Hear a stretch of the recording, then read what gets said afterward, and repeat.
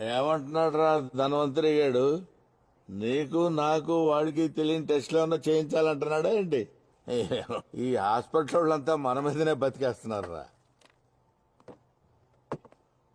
టెస్టులు ఏం అవసరం లేదన్నాడు. ఈ రాత్రి గడవడమే కష్టమంటున్నాడు.